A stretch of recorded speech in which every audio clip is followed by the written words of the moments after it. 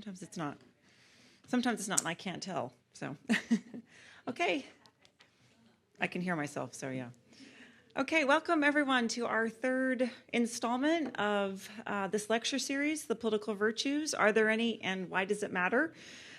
So we are so honored to have Professor Andrew Murphy with us today from the University of Michigan. So let me introduce Professor Murphy here. Professor Murphy, his research takes up the intersections between politics and religion in both historical and contemporary contexts. He's particularly interested in the emergence of religious liberty and liberty of conscience in early modern England and America, and the ongoing ramifications of these debates as they continue to unsettle American politics. Indeed. In recent years, Murphy has focused on the life, career, and political thought of William Penn, a figure who brought political theory and practice together in the early modern British Atlantic. He's the author of William Penn, A Life, and Liberty, Conscience, and Toleration, The Political Thought of William Penn, and co-editor of The Worlds of William Penn. An edition of Penn's political writings for the Cambridge Text and the History of Political Thought series appeared in 2021. His work on Penn continues the exploration of these topics, begun in his first book, Conscience and Community, Revisiting Toleration and Religious Dissent in Early Modern England and America. His more contemporary interests are reflected in his co-authored book, Political Religion and Religious Politics, Navigating Identities in the United States, and his Prodigal Nation, Moral Decline and Divine Punishment from New England to 9/11. He brings together historical and contemporary political reflection in The Past and Present and Future Politics of Religious Liberty, published in 2019. Professor Murphy's current research continues to bring together the political and the religious, and his next project explores the project of political martyrdom and the ways in which studying politically charged deaths can help us make sense of the complex interplay of death, religion, politics, collective memory, and symbolic power. So we're in for a real treat tonight, and I just want to especially thank Professor Murphy for coming again. For those of you who aren't professors, maybe don't know that it's challenging to leave your campus in the middle of a term and come to another campus to give a lecture, and so we're just so grateful for you. So thank you. Thank you. Thanks for coming. That means anything. It's great to be here. It is hard to leave in the middle of a semester, but to come out here, I mean, there are worse places to be invited to when you're leaving, when you're in Michigan, where it's lovely but getting a little chilly. I want to talk about toleration tonight, and thanks to all the students. I'm delighted to be part of your extra credit, if you are getting extra credit. I'm a big fan of extra credit. And I was asked to talk about early modern developments, but I also think that a lot of the issues that we face today have their kind of origins or have a story to tell that begins in the early modern period. Let's see, does this have a little point? Oh, yeah, there it is. Nope, it doesn't. Just a few sort of images to start with. This famous letter concerning toleration, 1689 by John Locke.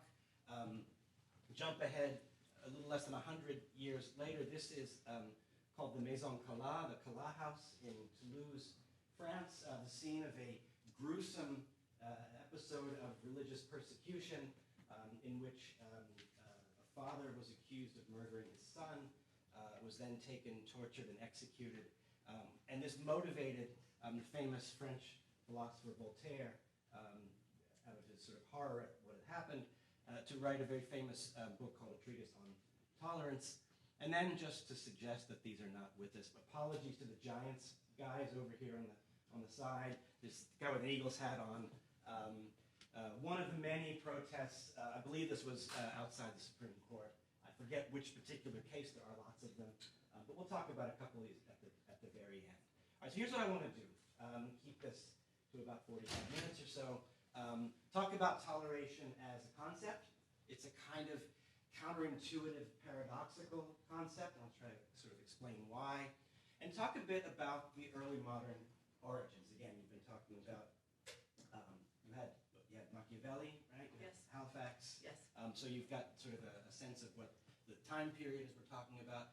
talk about what were the main arguments on either side, because believe it or not, one of my most exciting, not exciting is too strong a word, but important maybe findings is that even though we tend to take religious toleration, religious freedom for granted and to assume that it's a good thing, and I think it is a good thing, there was actually a really vibrant and I think an important argument between two different sides. There were people who were opposed to it, and they had in their own minds decent reasons for being opposed to it. So I want to talk a little bit about what they were, and then talk about the way in which what starts as a very specific debate about religion generalizes into some other areas as well. Talk about how those arguments kind of move to later context and generalize politically, and then end with a little bit about how they still sort of unsettle our politics. We'll do less, I think. We'll do most of our time on this, and we'll try to get to some of these to the end. All right, so a couple things to say at the beginning. The whole idea of toleration, I think, is kind of counterintuitive because it requires people to sort of hold two things at the same time. First of all, there's the presence of something that you object to, something that you find distasteful, wrong, immoral, evil, even at the strongest way of putting it. And there's an objection to something. So people, and this is the sort of things that divide societies and set people against each other. There's something that you oppose. And yet at the same time, you find yourself supporting the protection, the legal, the political protection of those individuals, groups, beliefs, and practices. And you have this kind of simultaneously, perhaps counterintuitive phenomenon, whereby you condemn something as wrong, and yet you maintain that it ought to be permitted. And so it's sort of the presence of something that you oppose or condemn at the same time that you're saying it ought to be allowed to exist and to not to be punished. It's not without limits, of course. There's always limits. Every theory of toleration, every episode of toleration has a limit, and we'll talk about what some of these are as we go along. Famous formulation of this is by a guy called Karl Popper, who lived through the rise of Nazism in Germany, and he became convinced that one of the lessons of that experience was that someone should have come down more firmly on the Nazis before they came to power, as opposed to treating them as if they're just some other political party. And he came up with this famous thing known as the paradox of tolerance, that we can't tolerate intolerant people. Right? If we extend unlimited tolerance, you have to this is a difficult sentence to follow. If we extend unlimited tolerance even to those who are intolerant, then the tolerant will be destroyed and tolerance with them. We should therefore claim, he says, in the name of tolerance, the right not to tolerate the intolerant. If you got all that, it's a mouthful. But the fundamental argument here is that people who are intolerant ought not to be tolerated. I'm not endorsing this view. Actually, I think it's kind of oversimplified. But it's kind of famous as far as philosophies of tolerance. So it raises the question of where's the limit? Right? No one's going to claim that religious freedom, for example, is permitted even if your religious freedom involves murdering people. There's a limit there. So the nature of those limits, how we justify those limits, what those limits look like, is always part of all of these disputes and debates. There's a couple of other things to say. As we're going to see as we go through, in sort of the modern understanding of toleration, it begins as an argument about religion. It begins as an argument about religion in what we might consider to be a very narrow swath of the religious world. It's Protestants and Catholics fighting each other in Europe. This is, of course, as we know, not the universe of all different religions. It's a small sliver in some ways. But it's really important at the time, and it becomes particularly important as time goes on. And what begins as a very narrow debate between a narrow group of people is then generalized in a lot of different ways. Other things thing to say is the notion of toleration, it often gets criticized,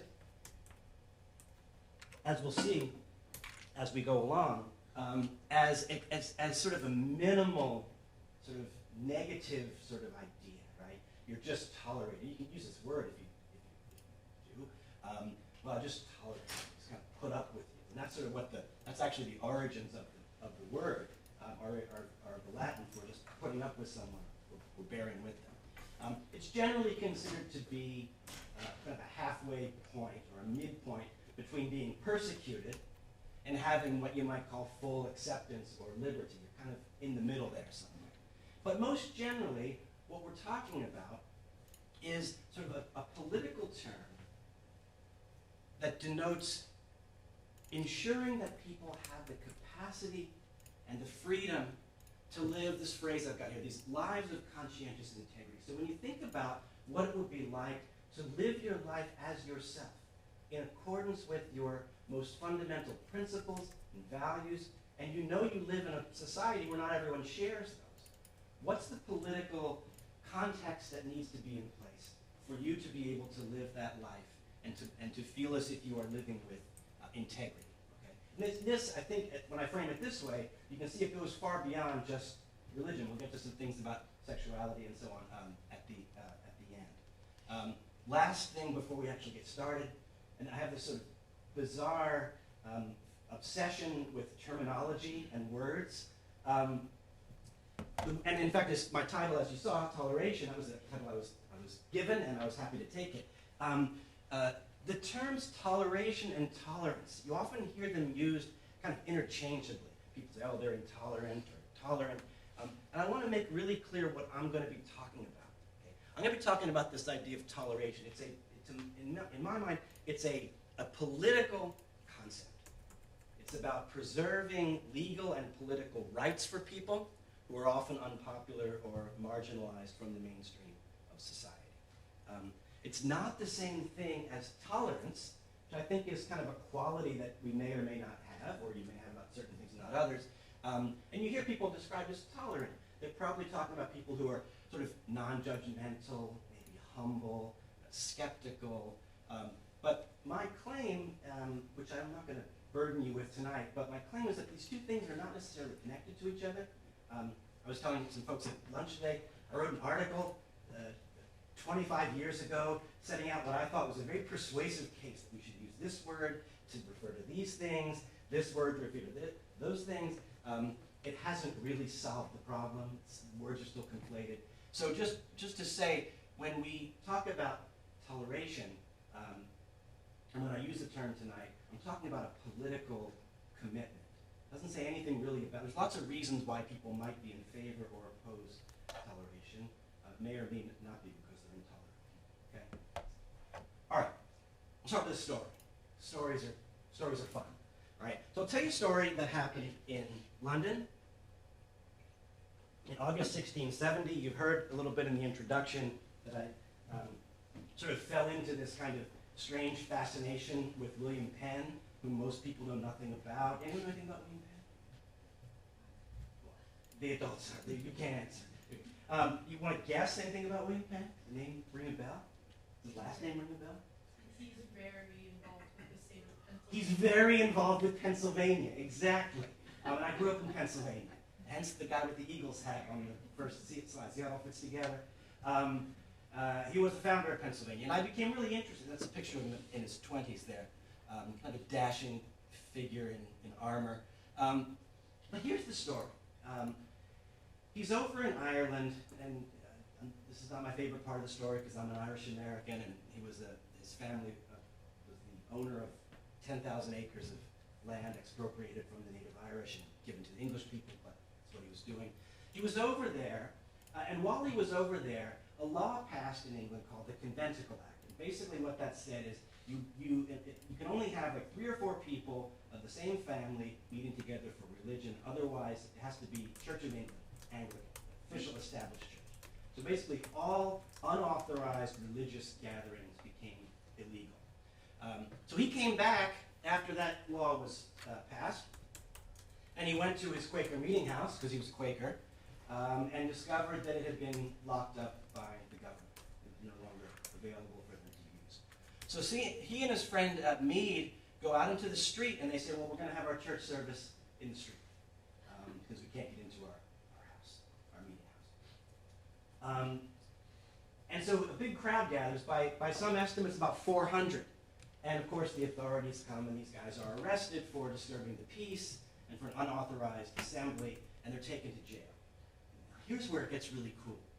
The jury was sympathetic to Penn and his co-defendant, and they refused to convict them. This is long before the jury system was sort of what we understand it to be. The judge insisted that they had to bring a verdict of not guilty, or else they couldn't leave. So they continued to bring back these not guilty verdicts. They continued to bring back these verdicts of guilty of speaking in the street. But that's not really a crime, speaking in the street. The judge imprisoned the jury overnight, told them they couldn't go home until they brought a guilty verdict. And then finally, the jury found Penn and Meade not guilty. And there's a plaque. You can go see it. And also the judge. So once the jury came in with a not guilty verdict, the judge fined the jury for finding them not guilty. And so this became a major case because, of course, the jury appealed this as unfair, illegal, and there was a major case where it's called Bushell's case, because Bushell was one of the jurors, and the judge there ruled that juries could not be penalized for the verdict that they bring. And there's a plaque. It's still there near the place where it happened. Near this site, William Penn and William Meade were tried in 1670 for preaching to an unlawful assembly in Grace Church Street. It's got this classic sort of rhetorical flourish to it. This tablet commemorates the courage and endurance of the jury, Thomas Vere, Edward Bushell, and 10 others, who refused to give a verdict against them, although locked up without food for 2 nights, and were fined for their final verdict of not guilty. The case of these jurymen was reviewed on a writ of habeas corpus, and Chief Justice Vaughn delivered the opinion of the court, which established the right of juries to give their verdict according to their convictions.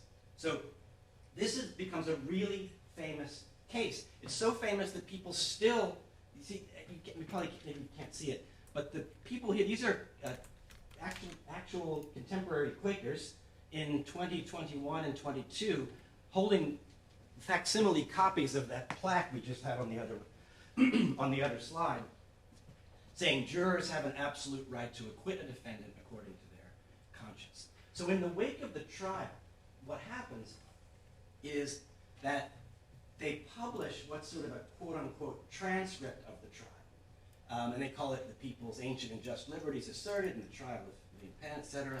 And this makes him famous. It's not really a transcript. Because the religious dissenters get all the good lines. They get to stand up for the people's rights. They get to quote Magna Carta and all the precedents. And the judge just says, shut up, stop it. So it's not really a transcript. We don't know what really happened. But it's a great piece of political propaganda. And now, so that's one of the things that happens.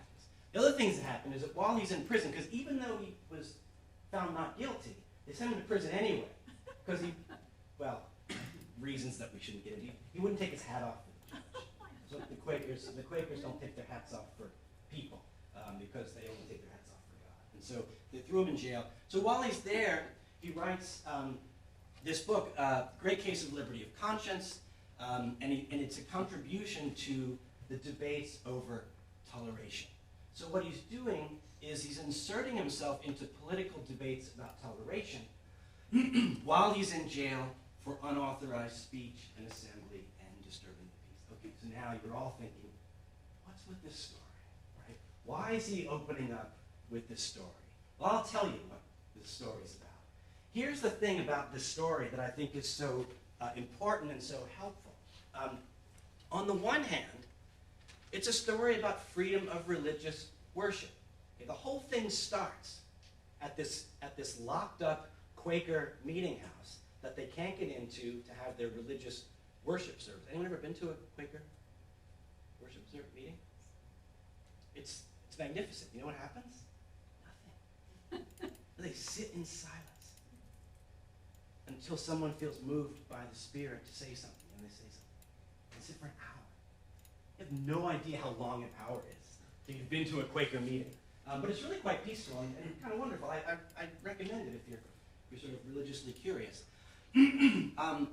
So the whole thing begins with a religious worship claim against the government, right?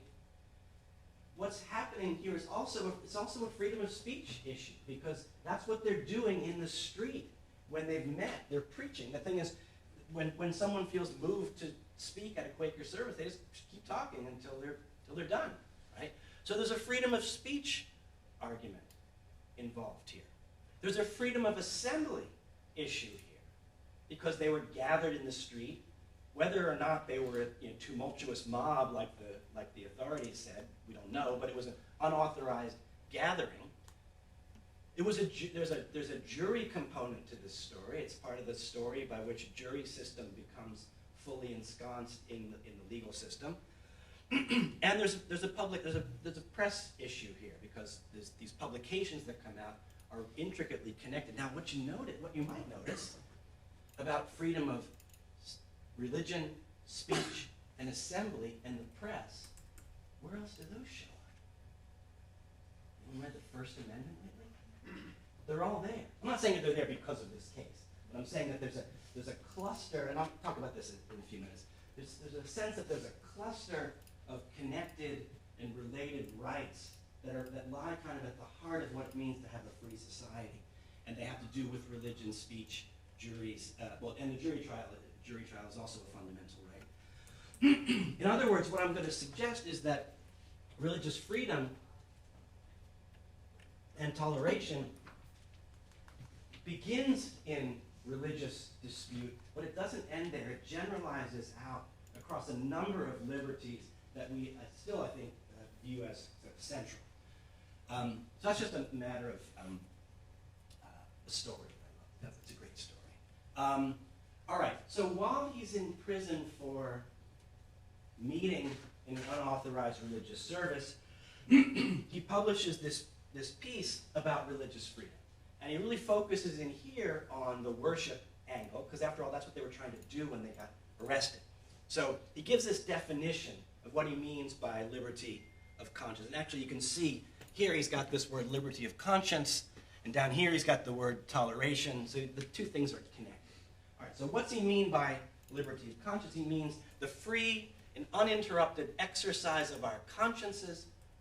In that way of worship, we are most clearly persuaded God requires us to serve him in, which being matter of faith, we sin if we omit. So if we do not worship God as we best understand God to be requiring of us, we commit a sin.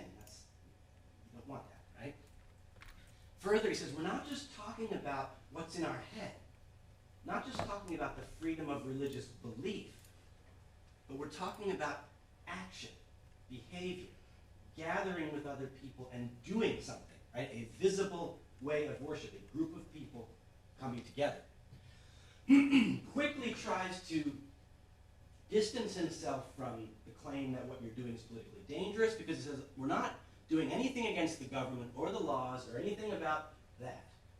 We're just talking about religious matters and the life to come, which is wholly separate from all the stuff that the government does in its own kind of sphere.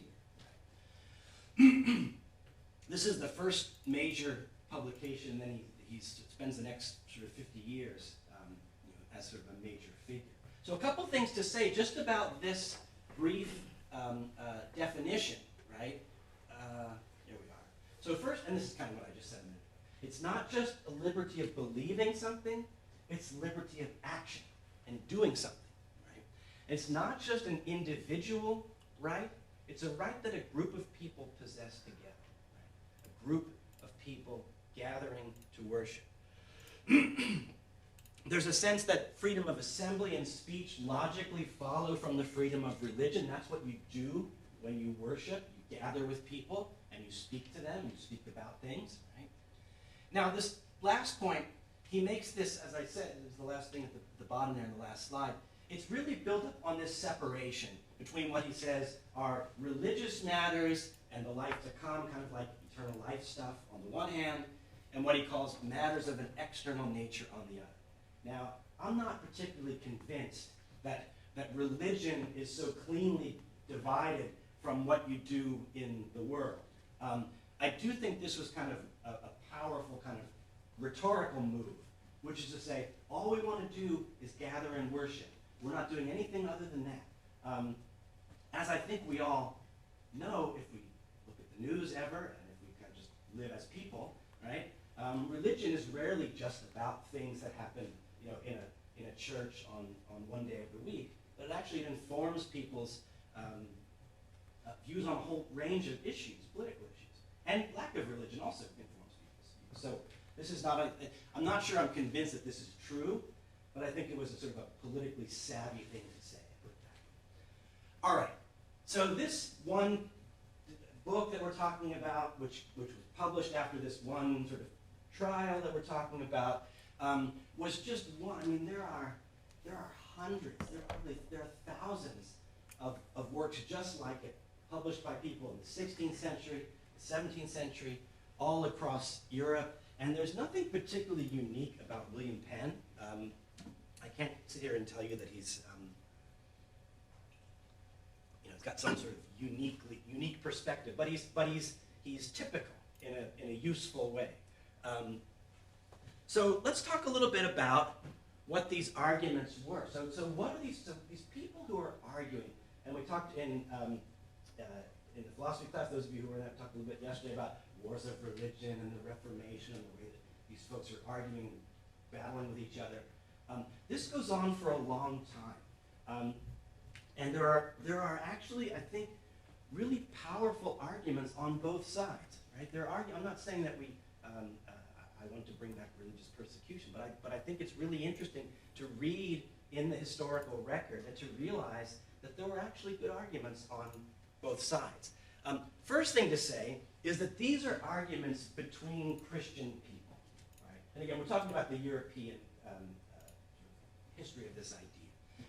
And so if you're a Christian person and you want to argue for religious freedom as a principle, or that your group ought to be tolerated, you go to things like Jesus, right? I mean, he's the guy, right?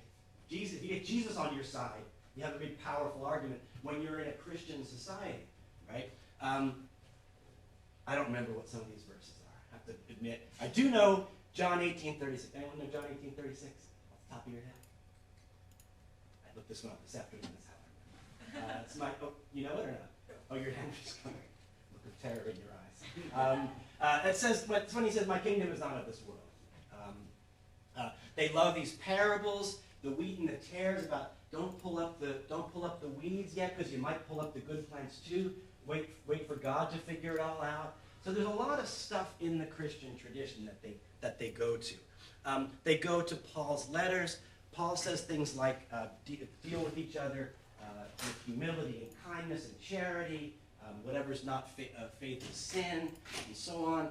They've got early church fathers, which means, again, if you can trace this, if you're arguing a Christian argument in a Christian society, and you can make your argument that Jesus, the apostles, the early church, St. Paul, and the early church fathers are on your side, you feel like you've got a pretty good case.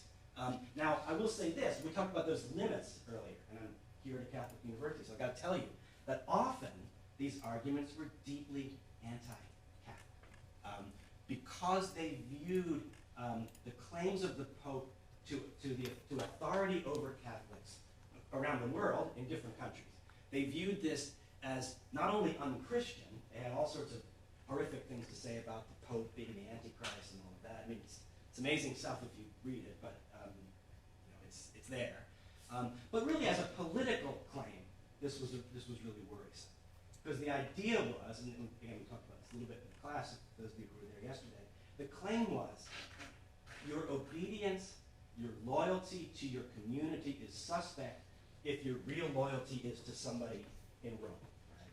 And again, I'm not here to tell you that these Catholics actually were disloyal. but they were perceived to be such by many folks. So you have a whole bunch of arguments that come straight from the Christian Bible, making this argument that religious dissenters, minority religious groups of various kinds, ought not to be persecuted, but ought to be allowed to function. There's also some really interesting psychological or fancy word, anyone have philosophy majors in the room? Do epistemology? You know what that is? What is it? Theory of knowledge, yes, right. So there's an argument about the way our minds work and where it is that true religion really lies. This is a quote from John Locke. True religion consists in the inward and full persuasion of the mind. This idea like, you become converted, or you believe something. Such is the nature of the understanding that it cannot be compelled to the belief of anything by outward force. So the idea here is that religion is about belief. Belief is not, you can't choose to believe something. You either believe something, if you've changed your mind, I'm not sure if you'd say you forced yourself, right? But belief is part of the understanding, right?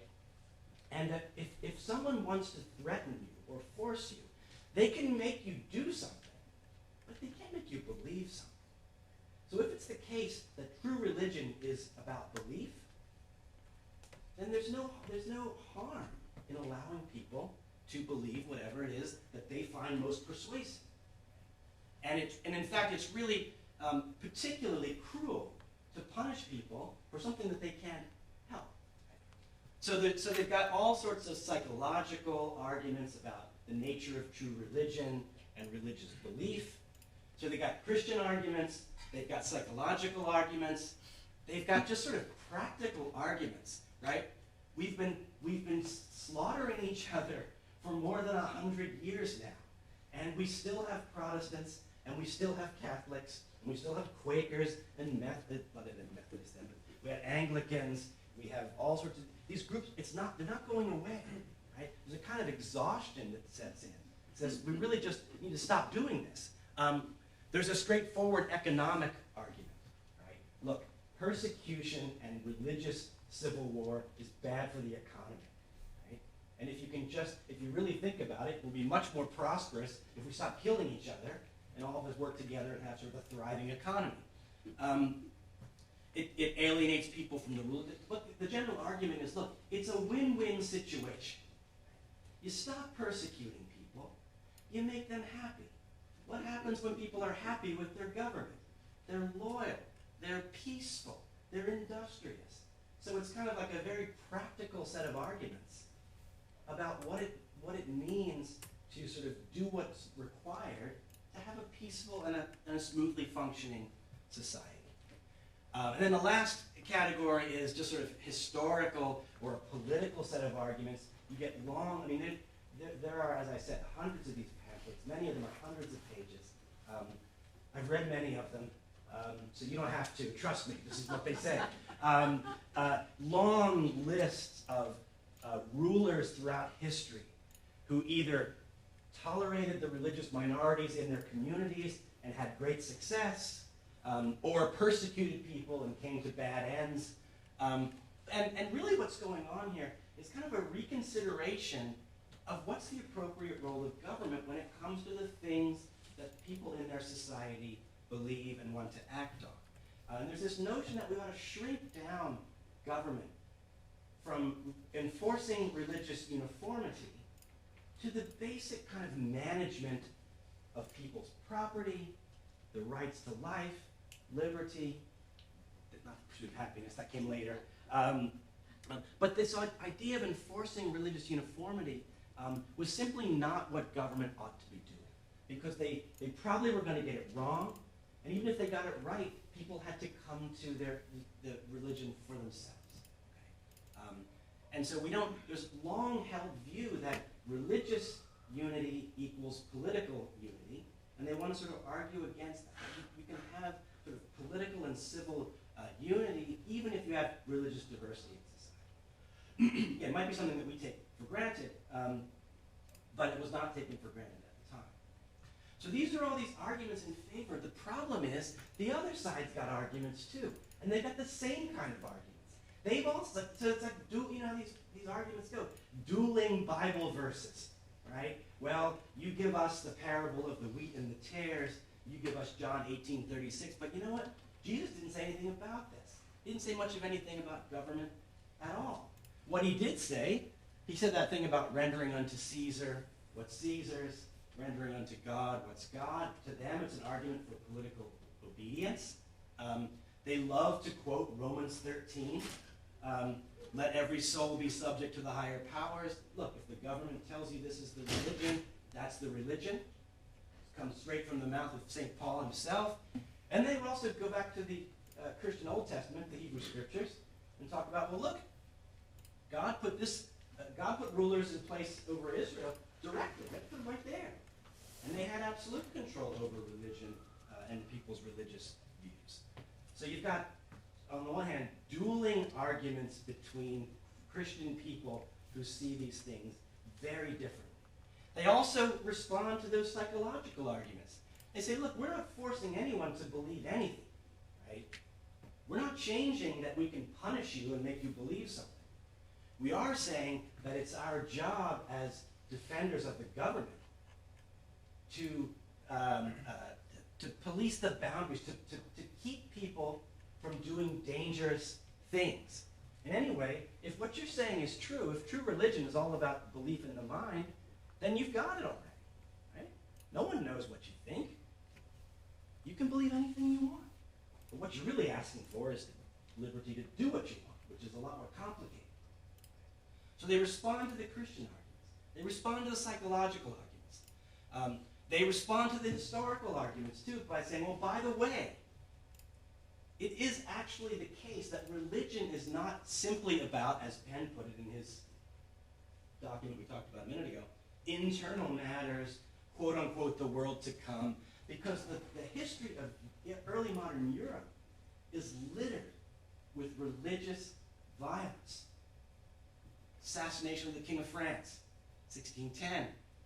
Assassination, execution of the King of England, 1649. These are both cases in which religious dissent and religious contention leads directly to political contention.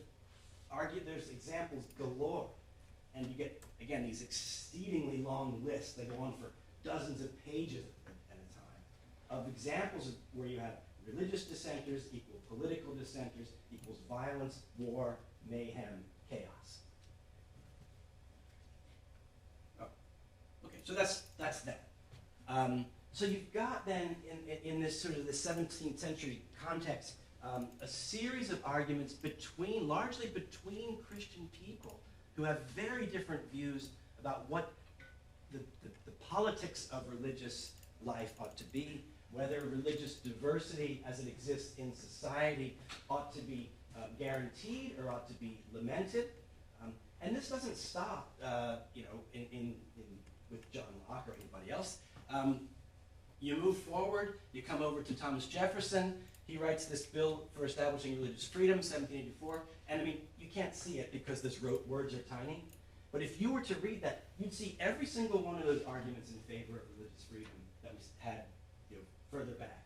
Every single one of them appears there, much briefer, listed in a long.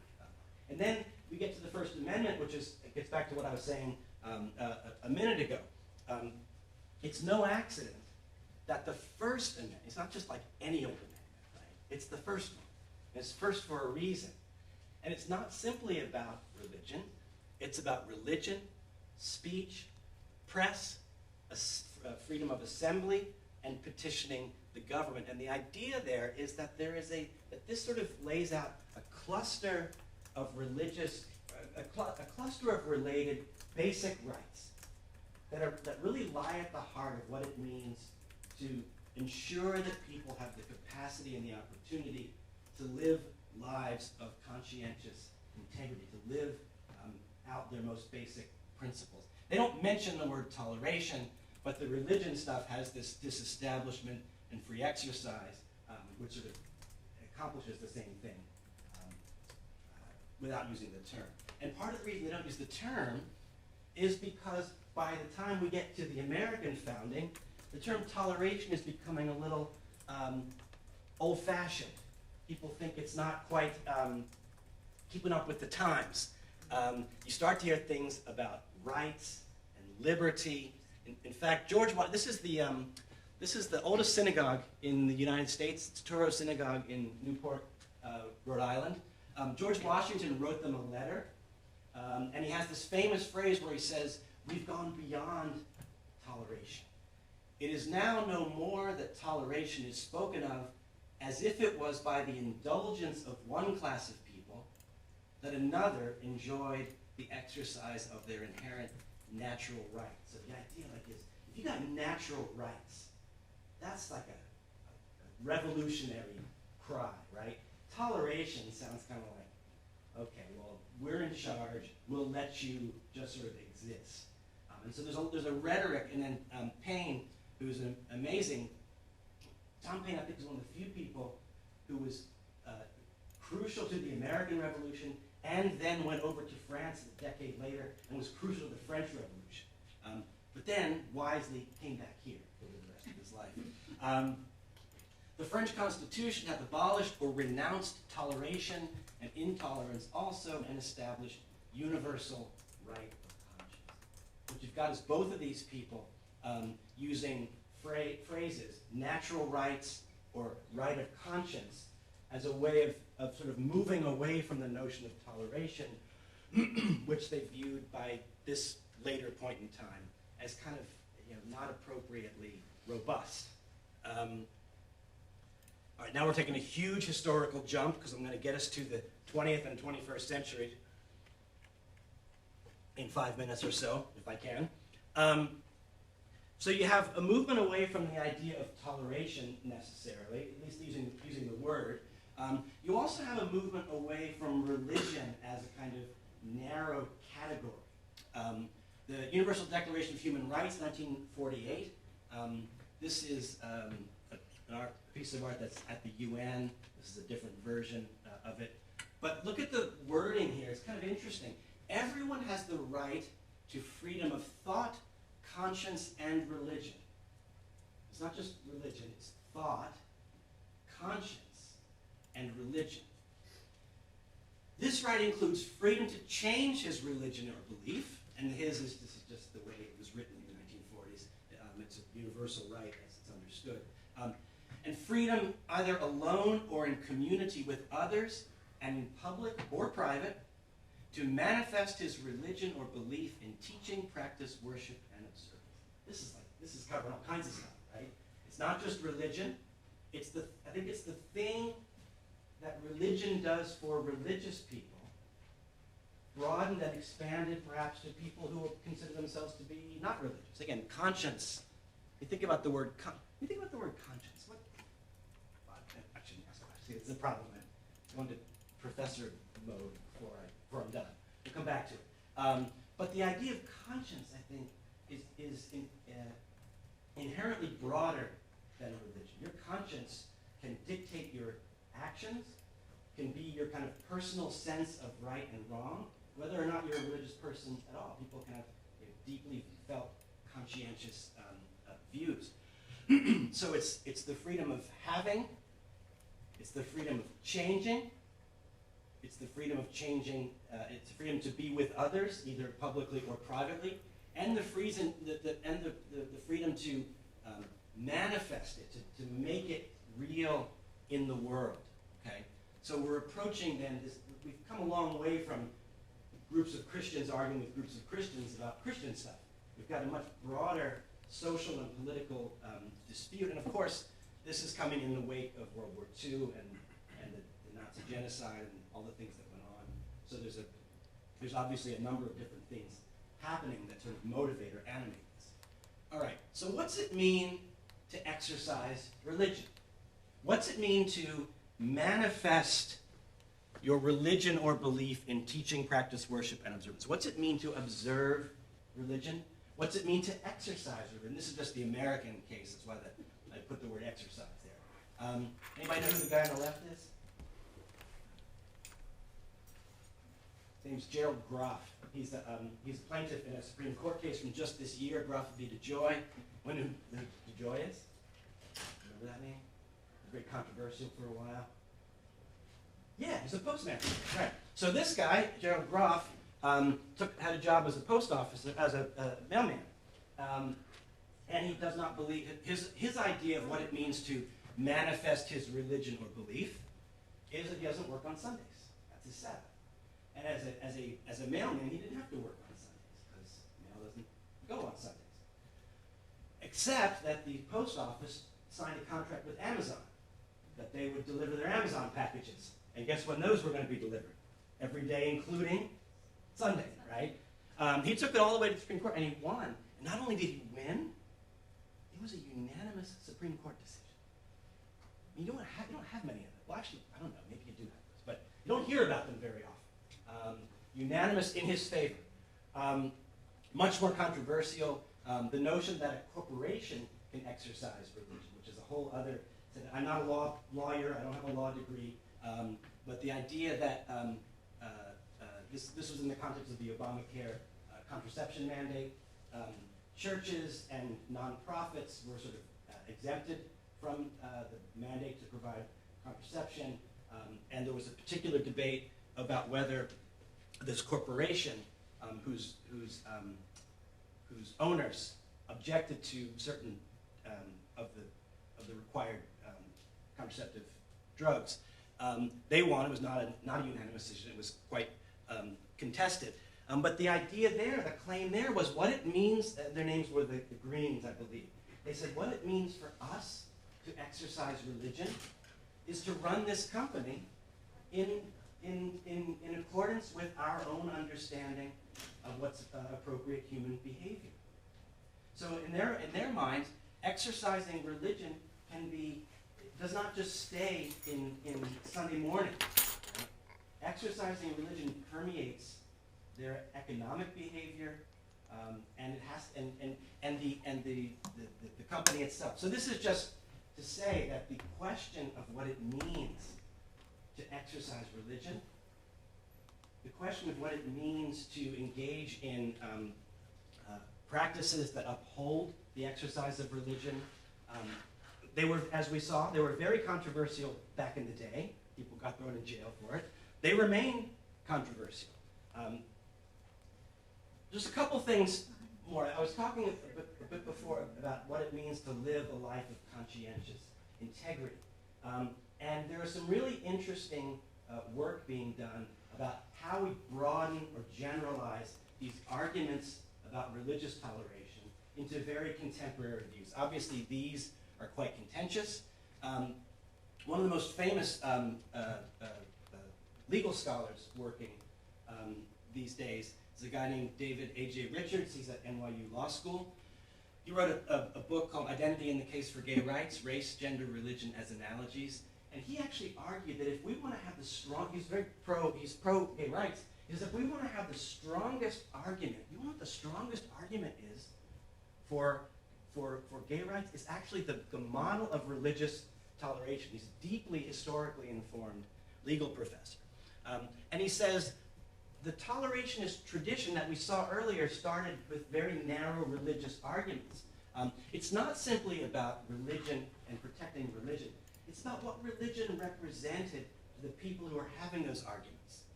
And what he calls the reasonable formation of one's moral identity in public and private life. He said there's an argument in history about religious identity and the importance of safeguarding people's capacity to pursue their own religious identity. We can make the same kind of argument in our own time about sexual identity. Because like religion, it's not a matter of choice, he says. It operates beyond the realm of choice. Remember that argument? I won't keep flipping back, but the one about the psychological and the epistemological stuff, where you don't choose your religion. You become convinced of it. Right?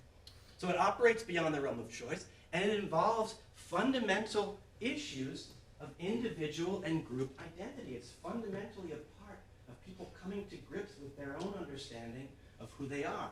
So, as he sees it, the historical struggle for inclusion by sexual minorities is merely the most recent version of a long history of social movements whereby people sought to break down exclusionary structures.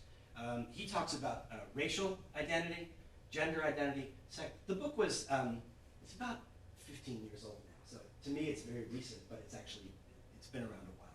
But he's probably the most powerful person to say that we have in these very narrow arguments in 17th and 18th century Europe between very, very pious Christians, we actually have a model or the kernel or the beginning of emancipatory, liberatory rhetoric that can be applied to a number of different aspects of society that have divided people. All right, last thing, then I'll be done. Then we can talk. I'm much interested in hearing your thoughts. So one thing to say, sort of as we wrap up, is something I said earlier, which is that the idea that toleration is kind of minimal, negative, sort of uninspiring. You can't, it's like, I'm going to tolerate you. All right, well, you're here, so I guess you can just stay. Contemporary commentators often will say we need to do more than tolerate, and we saw a little bit of this from the 18th century people I was talking about. You hear a lot of terms like interreligious, intercultural dialogue, reconciliation, engagement, understanding. These are terms that I think have a little more open-endedness to them, and they sometimes are seen to be a little bit more inspiring. But I would just suggest that, as my final sort of closing point, that there are many, many places in the world today, now, where minority religious or cultural groups face intense legal punishment, and their search for sort of basic level of non-persecution is still very much a relevant issue. So toleration, it may not be full liberty, it may not be full equality, it may have a sort of a distasteful sound to it, like, oh, it's just what we can do. But I think it's got a lot of relevance for our own time as well. I think with that, I'll stop. Thank you for your attention, and let's hear what anyone has to say.